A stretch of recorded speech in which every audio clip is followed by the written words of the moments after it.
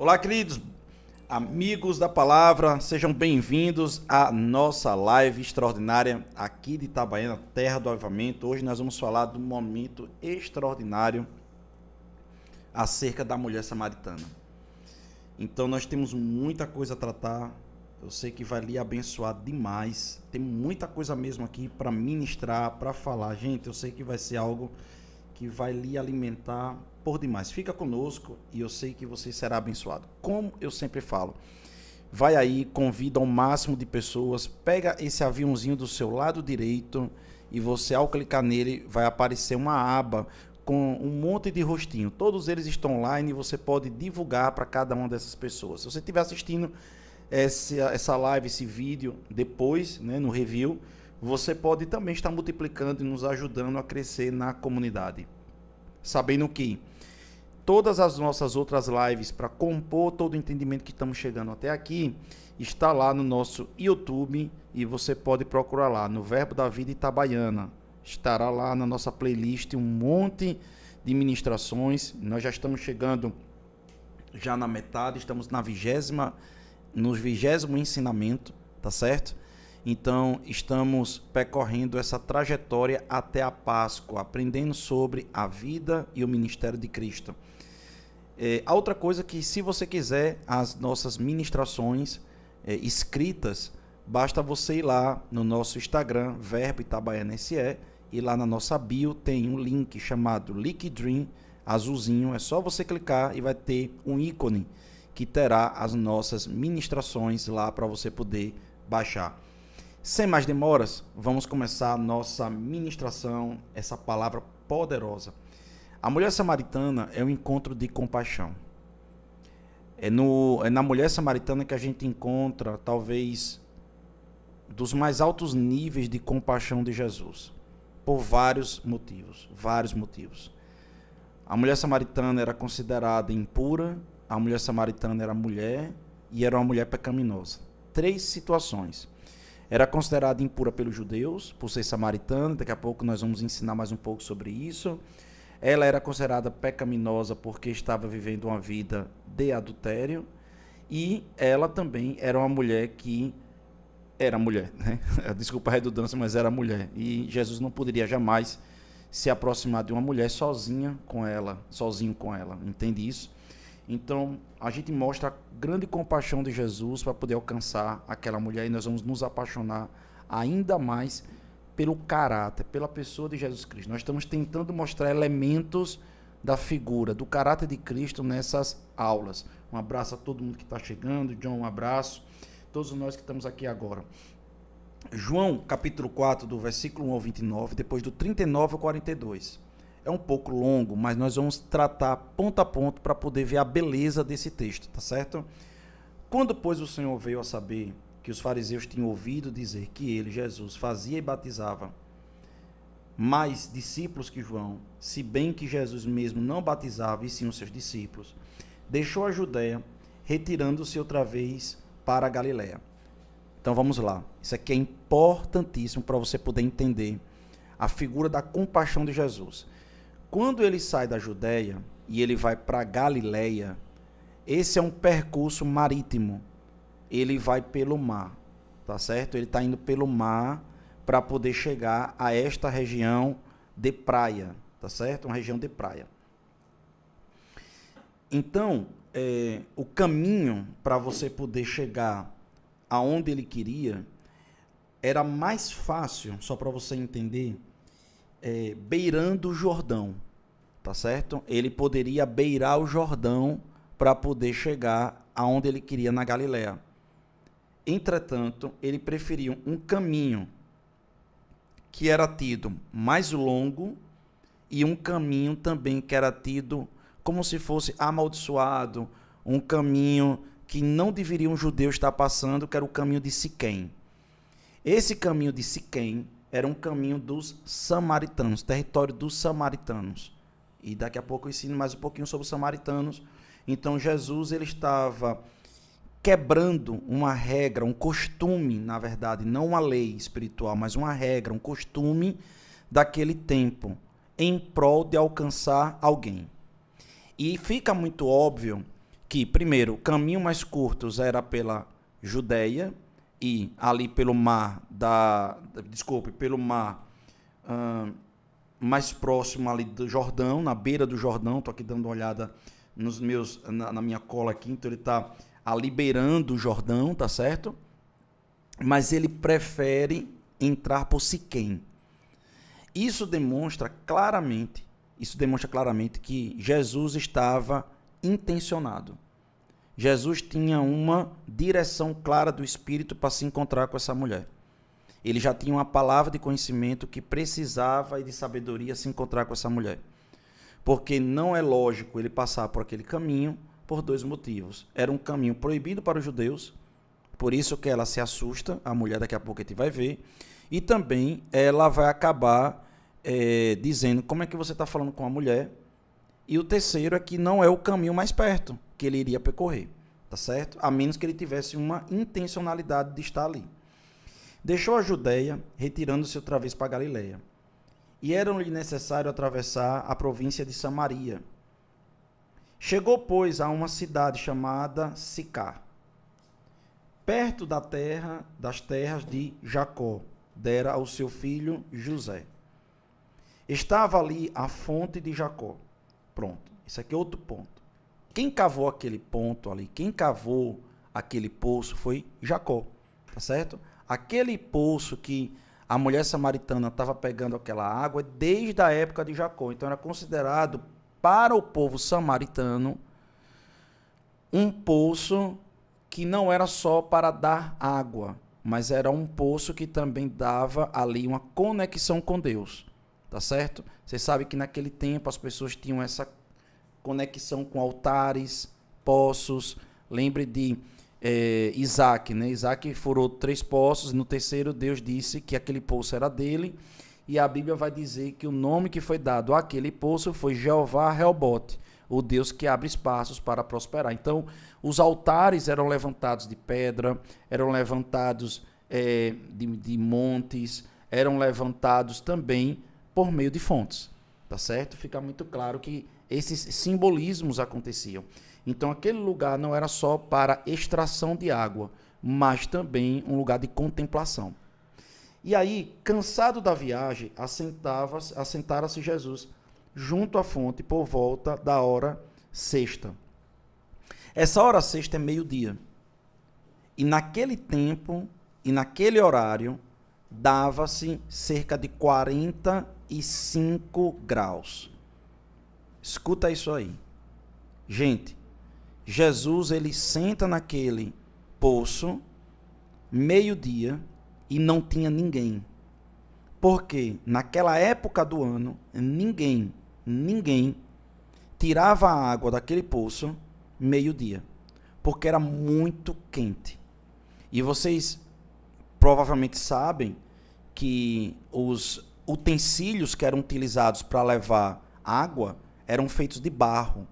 Então as mulheres, obviamente já devem ter visto isso de alguma forma, ou figura ilustrativa, algo desse tipo, mas as mulheres, elas colocavam um pano na cabeça, e colocava aquela talha de água em cima, aquele jarro gigantesco de água em cima. Então o jarro de barro já é pesado. Imagine enchendo de água. Então imagina agora 45 graus. Meu irmão, ninguém aguenta isso, tá certo? Então as mulheres preferiam ir pegar água ou de manhã muito cedo, ali com o sol mais frio, né? A gente tem essa mania de dizer o sol mais frio, mas você sabe do que eu estou falando. Ou ao entardecer, que também elas estavam indo lá nesse momento. Mas Jesus estava, mais uma vez, dando a entender que tinha alguma coisa diferente ali. Porque Jesus, ele nunca vai chegar atrasado. Jesus nunca vai chegar de qualquer jeito. Jesus sempre é intencional. Então, rememorando, ele estava passando por um caminho mais longo, amaldiçoado, teoricamente amaldiçoado, ou que o costume não permitia. Ele estava agora em um horário totalmente avesso para encontrar qualquer pessoa naquele poço, mas ele estava bebendo água e estava ali esperando alguém. Nem bebendo água ele estava, porque ele não tinha como tirar água ali.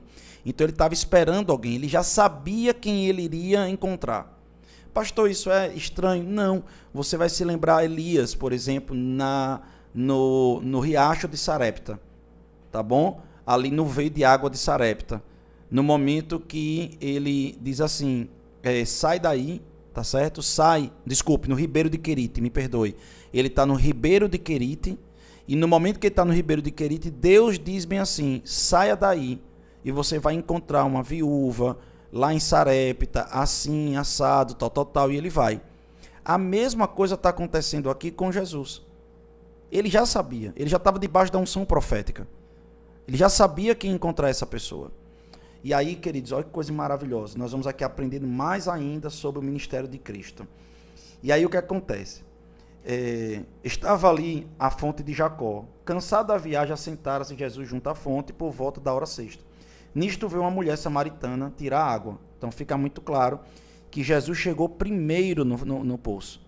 Algumas vezes a gente vê representando isso como se a mulher já estivesse lá e que Jesus chegasse. Não.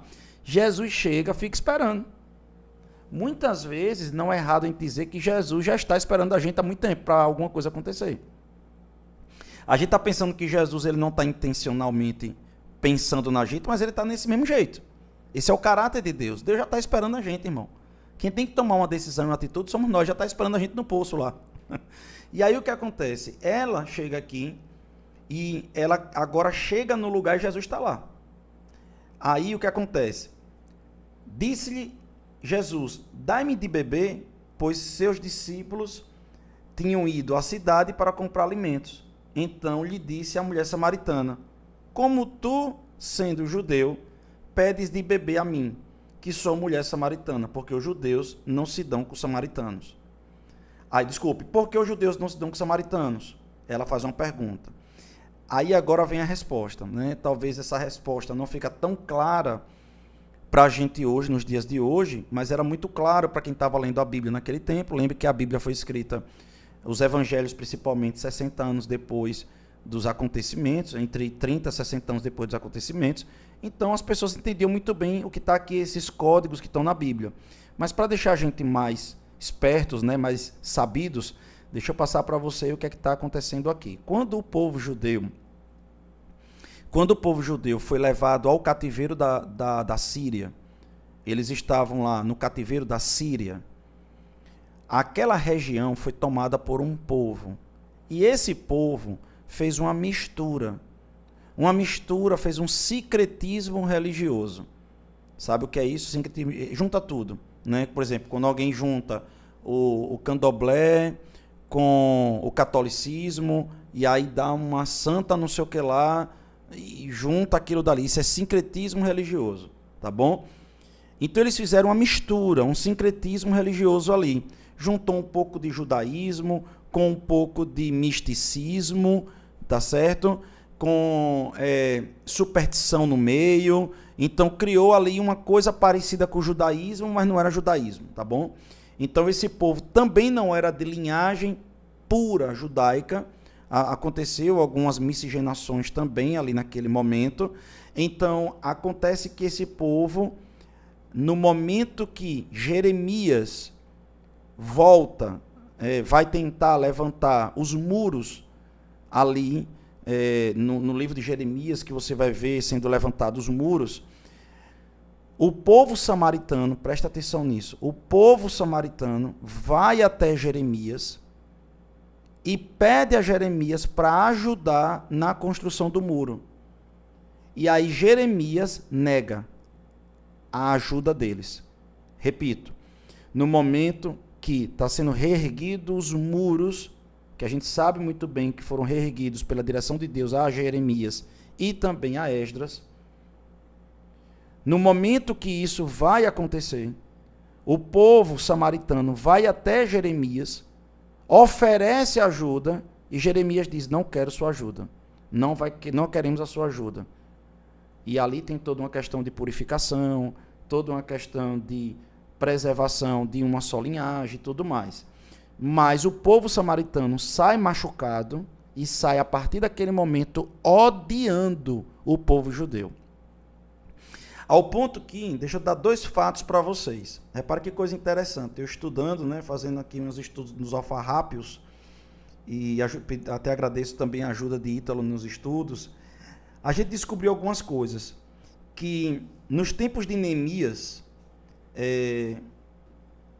Neemias, gente, me perdoe, Neemias e Esdras, tá bom? Quando Neemias reconstruiu os muros, tá certo? Então, só retificando.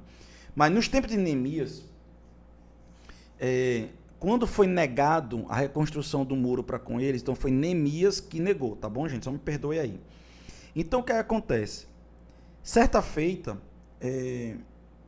aconteceu de os samaritanos, antes, assim, mais ou menos uns 50 anos antes, entre 50 a 100 anos antes do nascimento de Cristo. Entre 50 a 100 anos do nascimento de Cristo, antes, os samaritanos fizeram a presepada de Torá, meu irmão. Sabe o que foi que os samaritanos fizeram? Em uma época de Páscoa, em um momento lá que havia um ritual da abertura da porta de Jerusalém, para as pessoas poderem entrar. Sabe o que acontece, Mateus?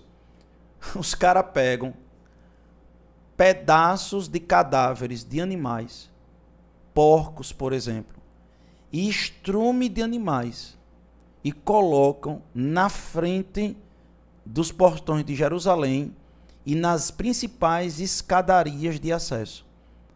Tanto cabeça de animais, inclusive porcos, que eles têm, né, uma aversão ao porco, como também eles pegaram estrume, cocô de animais e colocaram ali na frente.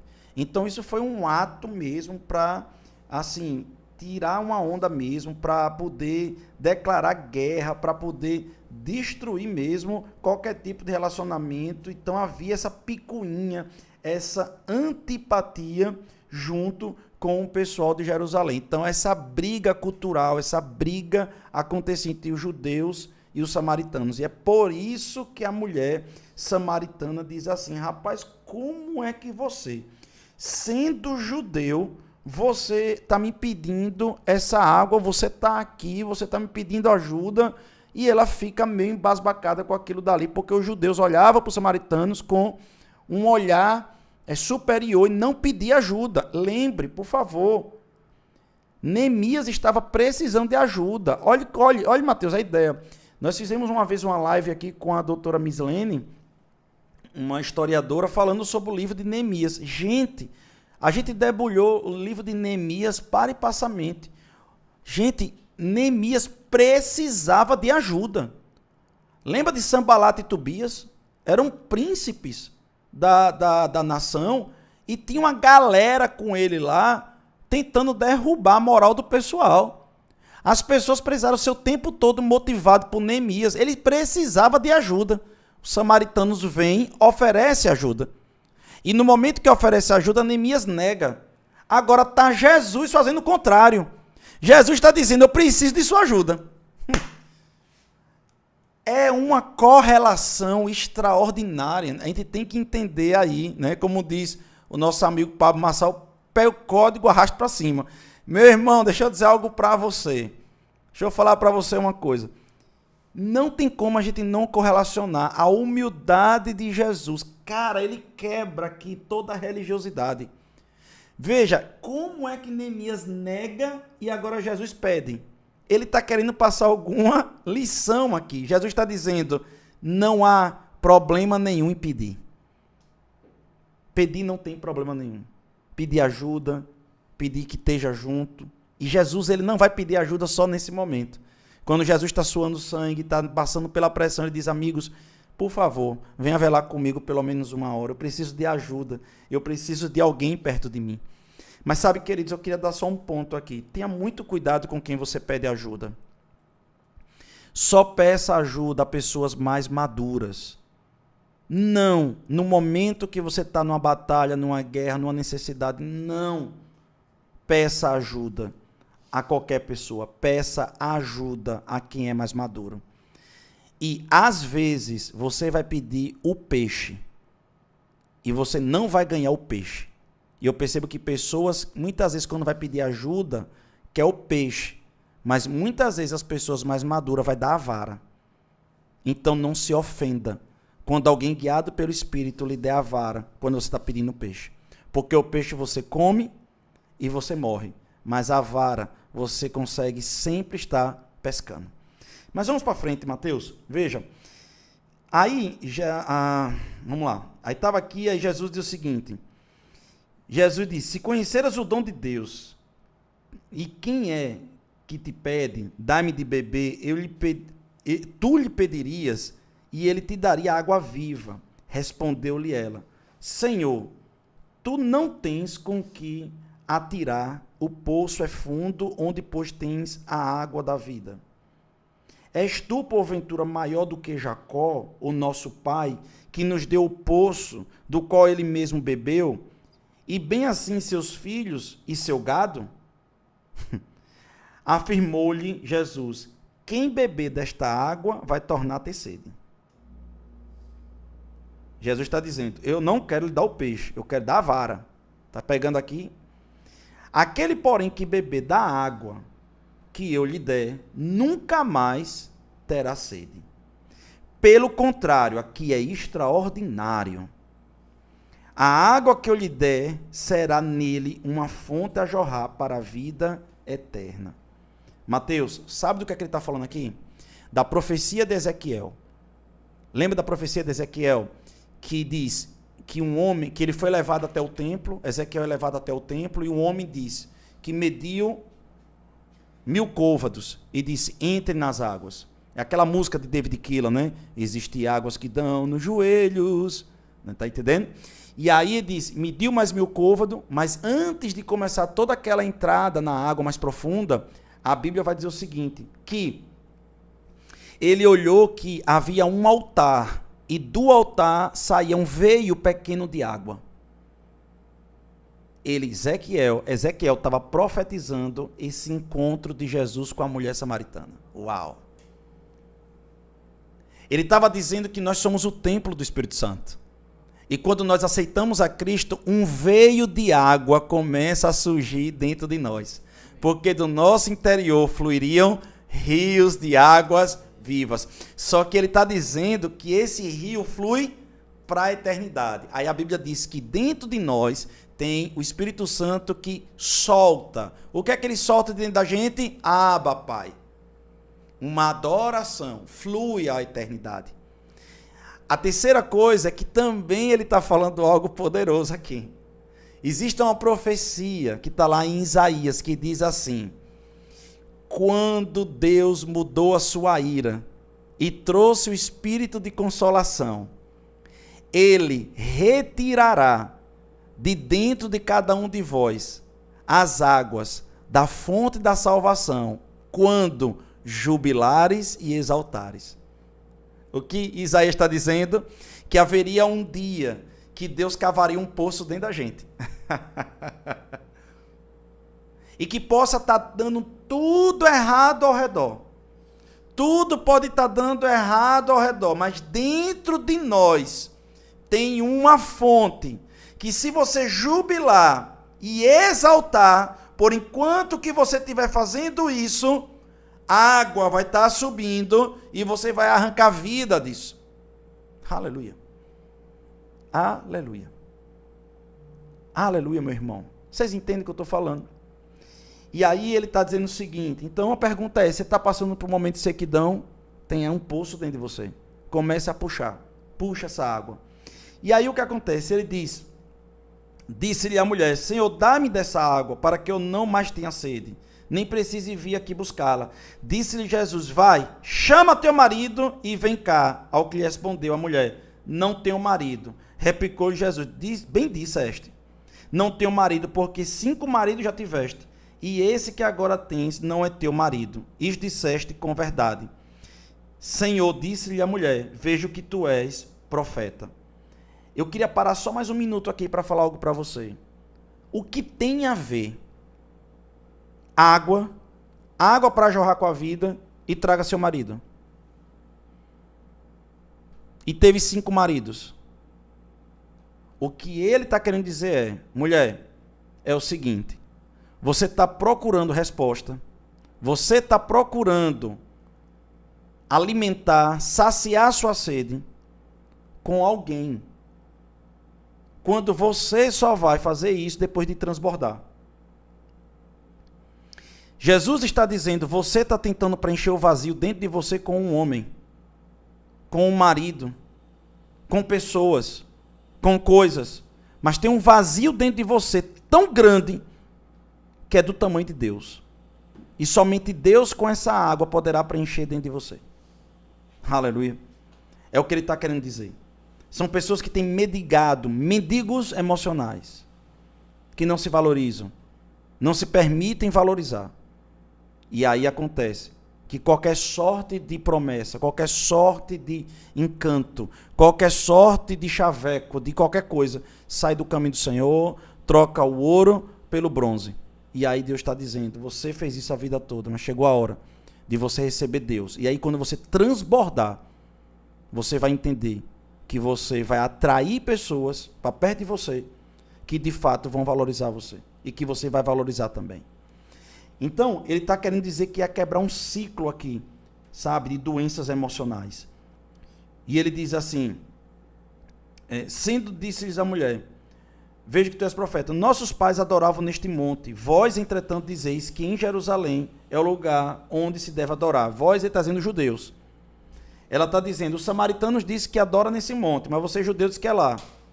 Disse-lhe Jesus, mulher, podes crer que a hora vem, quando nem neste monte, nem em Jerusalém adorareis o Pai.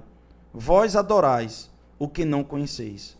Nós adoramos o que conhecemos, porque a salvação vem dos judeus. Mas vem a hora, e já chegou. Eu queria dar uma pausa aqui. Olha que coisa poderosa, viu, Ítalo? Ítalo acabou de chegar aqui. Ó, Ítalo. Ela está dizendo uma coisa. Deixa eu passar uma régua aqui real. Até agora, vamos bater aqui uma real. Jesus é sincero. Vocês, samaritanos, estão adorando errado. Até agora, quem está cumprindo a verdadeira adoração são os judeus, que estão adorando no templo. Não era para estar adorando aqui onde vocês estão. Está me entendendo? Vocês estão adorando a bênção no lugar de adorar o abençoador. Vocês estão adorando no poço, que é a bênção, quando vocês deveriam adorar na nave, no templo. Ok? Mas agora já vai mudar de novo. Então não adianta nem ir para lá mais. Agora já está mudando tudo de novo também. Aí ele diz, mas vem a hora e já chegou, em que os verdadeiros adoradores adorarão o Pai em espírito e em verdade. Pronto, então fique na sua aí, já continua aí, beleza. Só que agora vai entrar uma onda aqui agora. Que nessa onda, agora a verdadeira adoração tem que ser em espírito e em verdade, não é mais nenhum templo. Agora, a minha questão com você é, o templo se torna descartável? Não, é a casa do Senhor. É lá onde nós exercemos o amor, o fruto do Espírito, o serviço. É lá que faz isso. Mas a pergunta é, você entra em um prédio ou entra em um culto? Quando você vai para a igreja, para a nave, para o templo, para a casa do Senhor, você entra em um prédio ou entra em um culto? Mateus, bota aqui para carregar. Está descarregando. Você entra em uma igreja para cultuar ou você entra em um prédio? Essa é a pergunta. Porque ele está dizendo que nós temos que entrar de todo o coração, com sinceridade de coração. Porque são estes os que o Pai procura para os seus adoradores. Deus é Espírito, importa que os seus adoradores adorem Espírito e verdade. Eu sei, respondeu a mulher, que há de vir o Messias, chamado Cristo. Olha isso aqui, olha, Ítalo, isso aqui para tudo, cara. Para tudo, Ítalo, aqui. Ela está dizendo, cara, eu sei que esse tempo só vai chegar quando o Messias, o Cristo, chegar. Ou seja, a promessa messiânica do Cristo era tão viva para os judeus como para os samaritanos. Aleluia. Aleluia. Ela sabia disso, todo mundo sabia disso. E agora Jesus vai se manifestar. Parece só onda, viu? Aí ela diz assim, quando ele vier, nos anunciará todas as coisas. Disse Jesus, eu o sou. Eu gosto demais desse negócio de Jesus. Cara, eu gosto demais. Jesus, ele sabe quem ele é, pô. Isso não é soberba. Sabe? Entenda, não adianta a gente querer cantar de galo quando a gente não tá vazio, tá ligado como é? Quando a gente não tem o que cantar. Mas, bicho, eu posso dizer, eu sou filho de Deus. Eu sou imagem e semelhança do Pai. Eu carrego o Senhor dentro de mim. Isso daí não é soberba, isso é realidade da mais pura verdade. Oh, aleluia. Isso é identidade, como o Mateus está falando aqui. É identidade, meu irmão. Quem é você? Jesus disse, eu o sou. Cara, não me parece a mesma coisa que Deus fez com Moisés? Quando Moisés diz assim, Senhor, para eles acreditarem, como é que eu vou apresentar eles? Como é que eu vou apresentar o Senhor a eles? Diga a eles que eu sou. Pronto. Aí Jesus é com a mesma identidade do Pai da Trindade. Eu sou, eu sou. Aí você vê Paulo lá na frente dizendo, eu sou o que sou. Repare. Pela graça de Deus. Meu irmão, você é o que é o quê? Você é o quê? Diga hoje. Você é o quê? Você é um mendigo espiritual? Você é um escravo do pecado? Você é um manipulado pelo diabo? Você é um fraco? Não! Você é filho de Deus, imagem do Deus Altíssimo, a autoridade constituída na terra, pelo poder delegado através do nome de Jesus, lavado e remido pelo sangue de Cristo, sacerdócio real, nação eleita. Você é filho, senta na mesa. Tu não é primo de Deus, tu é filho de Deus. Tu não é neto de Deus, é filho de Deus. Você carrega o Espírito Santo dentro de você. Prega o evangelho que os anjos quiseram pregar. Oh, aleluia, irmão. Nós precisamos compreender isso. E aí ele diz assim, aí ele continua, presta atenção nisso. Ele diz assim, neste ponto chegaram os seus discípulos e se admiraram de que estivesse falando com uma mulher. Já expliquei isso. Todavia, nenhum deles disse, que perguntas? Ou porque falas com ela? Quanto a mulher deixou o seu cântaro, foi à cidade e disse àqueles homens, vinde comigo e vede um homem que me disse tudo quanto tenho feito. Rapaz, eu quero recortar aqui de novo. Vamos lá, para tudo. Olhe o arrependimento dessa mulher. Olhe que cara a tapa ela dá. Isso está faltando em muito crente que se converte. O comportamento de Zaqueu, que ao se arrepender vai até os seus, as pessoas que ele lesou e vai lá e devolve, fruto de arrependimento. Essa mulher alcança a cidade tocando na ferida. Sabe o que essa mulher está fazendo? Entenda, preste atenção no que eu vou dizer aqui agora, por favor. Você sabe por que essa mulher ia meio-dia, 45 graus, pegar água, quase passando mal e desmaiando? Porque essa mulher, se fosse vista por outras mulheres, ela morreria. As mulheres pegariam os cântaros e quebrariam na cabeça dela. Ela seria pega porque ela era uma adúltera. Ou no mínimo uma pecadora que estava ali com um homem que não deveria estar da forma que estava. Porque ela mesmo disse que não era dela. E ali naquele momento, ela perde a vergonha e o medo e vai anunciar, porque quando nós somos contagiados por Cristo, nós não conseguimos ficar para nós mesmos. É o que invade, toma a gente. E ali naquele momento ela entra na cidade e diz, ei pessoal, eu encontrei um homem que disse todo o meu pecado, me satisfez e me libertou. Aleluia.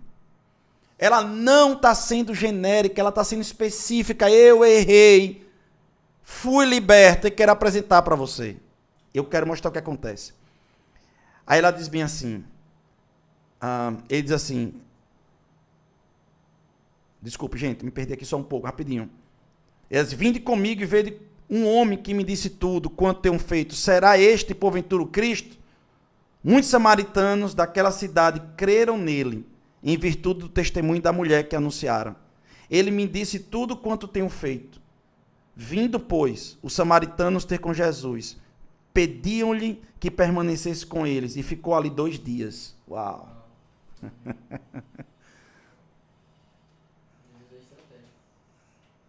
O que fazer? O que dizer quando ele vem aqui? Cara, quando Deus se manifesta, dá vontade de segurar e dizer assim, fica aqui, não sai não. Isso aqui é para apaixonados, um negócio desse aqui é para apaixonado, é para quem é apaixonado.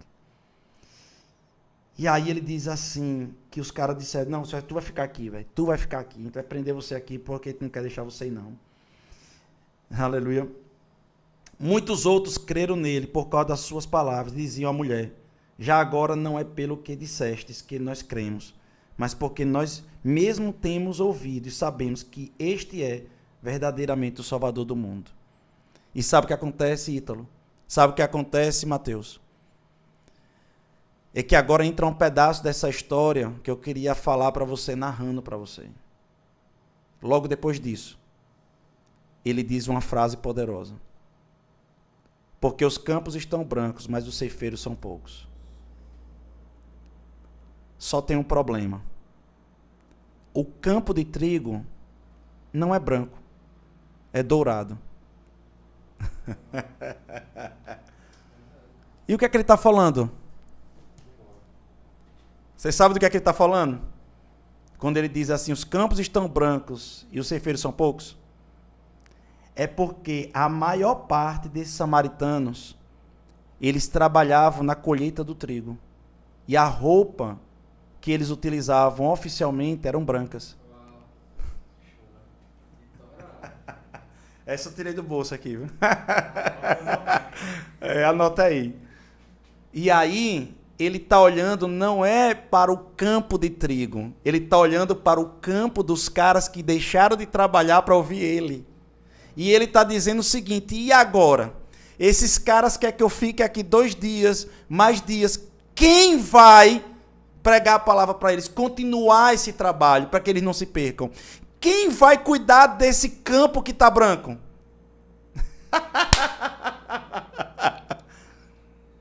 Aleluia, aleluia, aleluia, aleluia. Será que Deus pode contar com você, meu irmão? Será que Deus pode de verdade contar com você? E aí, irmãos, estou quase chegando já lá, tem tanta coisa para falar aqui. Deixa eu ver o que é que eu posso selecionar para finalizar aqui. Como é que finaliza um negócio desse? Então, assim, vejam, eu vejo que a mulher ela se surpreende, dizendo assim, Jesus, por que você está me dando atenção? Deus dá atenção para você mesmo no seu pior pecado. Deus ele pode não concordar com o seu pecado, mas ele também não te abandona. Deus está atraindo você, ele é misericordioso. Sabe, querido, deixa eu falar para você, a essência do evangelho é uma água que vai nos lavar e nos limpar de toda impureza. Sabe, queridos, deixa eu falar outra coisa para você. Deus sempre vai trazer uma proposta de mudança. Sempre vai trazer uma proposta de mudança. Para você que quer referência, em Isaías 12, do versículo 1 ao 5, ele vai dizer o que eu acabei falando para vocês sobre a questão de arrancar as águas de salvação desse poço que somos nós. Então você pode estar hoje, querido, bebendo uma água, sabe? Bebendo uma água de tristeza, de abuso, de traumas, sabe? Abandonado, coisa desse tipo. Mas você tem uma fonte dentro de você que pode começar pequenininha. Mas se você começar a exultar, cantar, louvar, declarar a palavra, eu quero te dizer uma coisa. O tempo de chorar vai cessar e o tempo de alegria vai vir. Porque nós rompemos pelo que falamos. Então nós precisamos entender que na adoração as feridas são tratadas, na comunhão a fome ela é saciada. E eu quero dizer para vocês que a gente precisa entender que a gente tem que trocar as nossas fontes. Às vezes a sua fonte é um ser humano, é uma pessoa, é algo natural, volúvel, sabe? Essas pessoas devem ser amadas, respeitadas, analisar tudo, reter o que é bom, como diz Paulo, mas beber sem moderação é de Deus. É de Deus beber sem moderação e a palavra. Eu queria ler o último versículo, João 7, 37 e 38. No último dia, o grande dia da festa, levantou-se Jesus e exclamou, se alguém tem sede, venha a mim e beba. Quem crê em mim, como diz as Escrituras, do seu interior fluirão rios de água viva. Não é Deus que vai botar na sua boca. É você que tem que ir até Deus e beber agora. Tá certo? Mateus, tem oração? Não? Glória a Deus. Queridos, Deus abençoe você. Até amanhã, nesse mesmo bate-lugar, nesse mesmo bate-horário. Um beijo, um queijo, remeleixo. Que Deus abençoe você, em nome de Jesus.